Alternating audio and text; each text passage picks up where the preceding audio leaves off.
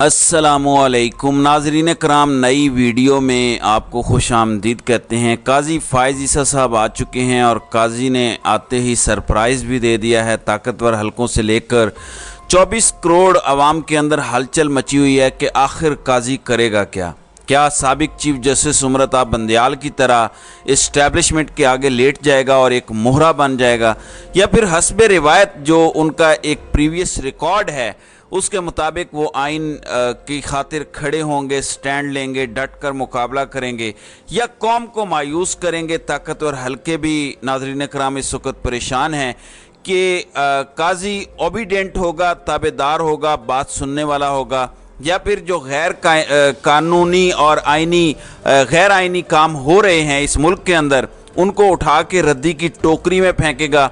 और judicial activism जो ये कौम चाहती है कि इस मुल्क के अंदर इंसाफ हो, अदालतों से इंसाफ मिले, एक आम पाकिस्तानी मायूस ना हो, जो पाकिस्तानियों की उम्मीदें टूट चुकी हैं, निज़ामे इंसाफ पर एक इतना बड़ा धब्बा लग चुका है कि किसी को यकीन नहीं इस मुल्क की अदालतों पर। इस मुल्क के जजों ने नाज़रीन कराम इस मुल्क का बेड़ा गर्क करने में जितना किरदार अदा किया है, इतना किरदार शायद इस मुल्क की फ़ौजी इस्टेब्लिशमेंट ने भी ना किया हो। जुल्फ़िकार अली भुट्टो को फांसी देने वाली अदलिया, नवाज शरीफ को नाअहल करने वाली अदलिया, इमरान खान को नाअहल करने वाली अदलिया, यूसुफ रज़ा गिलानी को नाअहल करने वाली अदलिया, डिक्टेटर्स को प्रोटेक्ट करने वाली अदलिया। लेकिन इस अदलिया ने 90 दिन के अंदर इलेक्शंस नहीं करवाए। इस अदलिया ने इस मुल्क के अंदर पिछले 75 सालों में जो भी चोर बाजारी हुई, जो भी आइन शुकनी हुई, उसको लीगल सहारा दिया। जिया हो, अयूब खान हो, मुशर्रफ हो, इन सब को लीगल सहारा जुडिशरी ने दिया, इनकी पर्दापोशी की। अब काजी फ़ाइज़ ईसा का जो एक इमेज बना हुआ है कि बड़े तगड़े जज हैं, स्टैंड लेते हैं आइन की खातिर, अब उनका एक कड़ा इम्तिहान है कि 90 दिन के अंदर इलेक्शन होते हैं या नहीं होते। आज बड़ी नाज़रीन कराम पॉजिटिव चीज़ सामने आई। काजी फ़ाइज़ ईसा की अहलिया सरीना ईसा 2 साल हमने देखा वो अदालतों का चक्कर लगाती रहीं, सबूत देती रहीं, वो सारा कुछ जो इनके ख़िलाफ़ पीटीआई के दौर में सदर अलवी ने जो रेफरेंस भेजा था, ये भी ज़रा सोचें कि एक जानिब सदर अलवी इनके ख़िलाफ़ रेफरेंस भेज रहे हैं और सदर अलवी के हाथों ही वो हलफ उठा रहे हैं। तो ये अलवी साहब के लिए यकीनन शर्मिंदगी का बायस होगा, क्योंकि इमरान खान ने तो इस पर गलती का इजहार भी किया और कहा कि मुझसे गलती हुई है, हमें वो रेफरेंस नहीं भेजना चाहिए था, वो रेफरेंस हमसे भिजवाया गया था, यानी जनरल रिटायर्ड बाजवा ने वो रेफरेंस भेजा था। लेकिन जाहिर है अलवी साहब भी इस सारे खेल का हिस्सा तो बने। अगर इमरान खान इस्तेमाल हुए तो अलवी साहब भी इस्तेमाल हुए और हो सकता है आज भी इस्तेमाल हो रहे हों।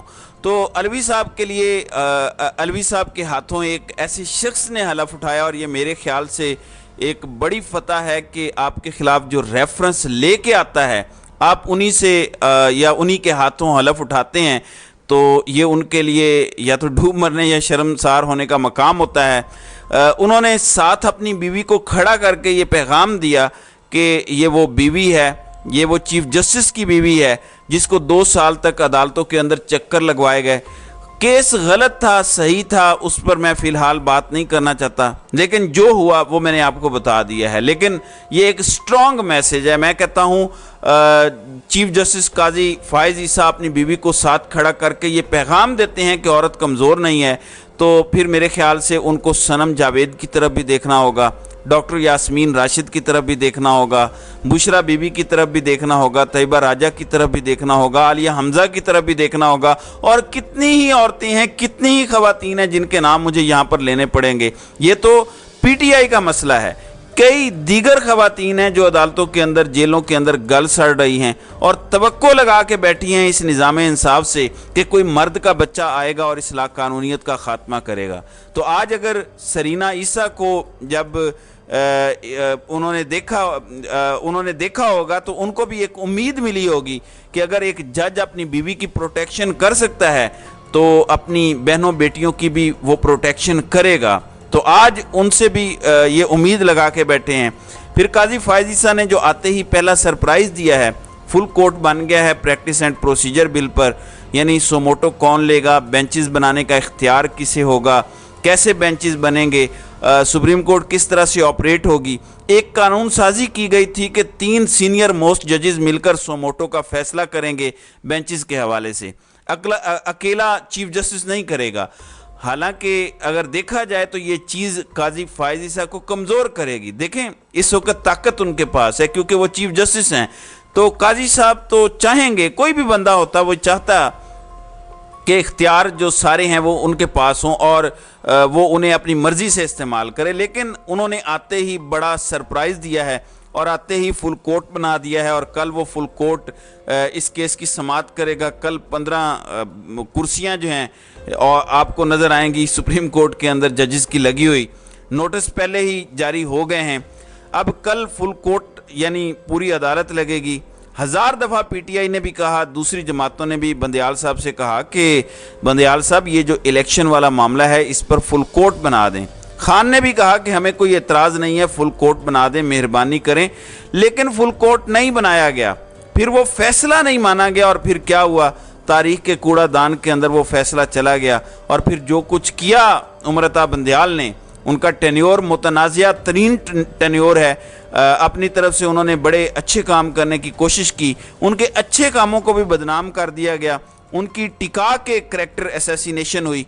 अब तो नून लीग भी पोस्टें लगा रही है कि काजी आ चुका है, और उनके बारे में वो ये ट्रेंड चला रहे हैं और ये तासुर दे रहे हैं कि काजी साडा जज है, अपना जज आ गया है। ये तासुर इनको उल्टा पड़ेगा। मुझे लगता है कि कुछ वक्त के बाद काजी फायज़ ईसा को भी ये गालियां देंगे। अगरचे ये 11 महीनों का टेन्योर है, कोई इतना लंबा टेन्योर नहीं है। 19 महीने का उमरता बंदयाल साहब का टेन्योर था। अब मुइज़ जाफरी एक माहिर कानून और एंकर पर्सन है, एक प्रोग्राम भी टीवी पर करते हैं।